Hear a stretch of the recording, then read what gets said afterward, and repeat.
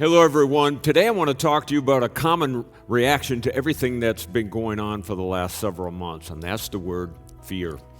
A lot of people that I'm talking to say, man, if we just had more information, or if we just had a vaccine, or we just, I've been hearing that if we just had fill in the blank my whole adult life. Those are all reasons for fear to consume us. Yeah, to consume us. And I'm not saying that all fear is a bad thing. It's good to fear when you're driving, to look out. It's good to, there's healthy fear, but then there's fear that just consumes us and immobilizes us and keeps us from living. So God has given us this gift. It's called faith. And faith is this supernatural gift from God that enables us to move out of fear and into the future. Think about the children of Israel when they, after 400 years of being slaves and not understanding what freedom is and not being able to do anything without their masters telling them. And then Moses showing up and saying, hey, everybody, I'm from God.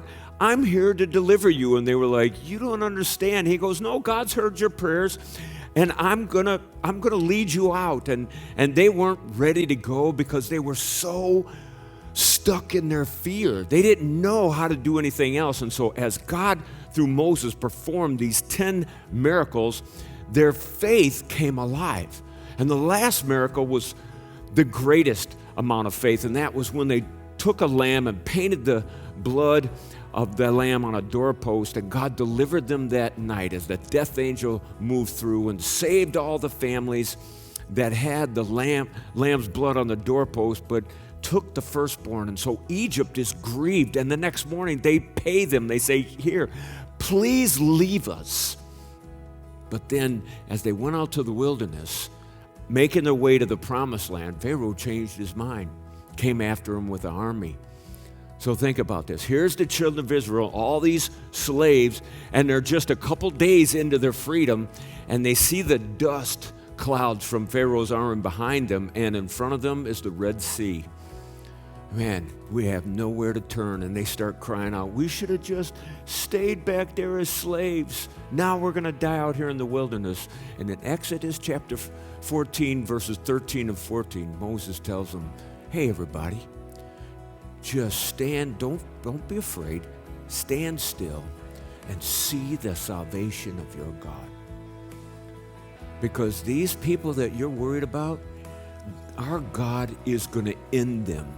And you're going to not see them anymore. And that's exactly what God did. He parted the Red Sea, took a lot of faith to walk through those walls of water on both sides. And then when they got the other side after walking through on dry ground, Moses said, now watch and see what God does. And he closed the Red Sea on Pharaoh's army. And they never had to deal with them again. You know what that means for us today? We need to fight today, push back against fear, because our future is on the other side.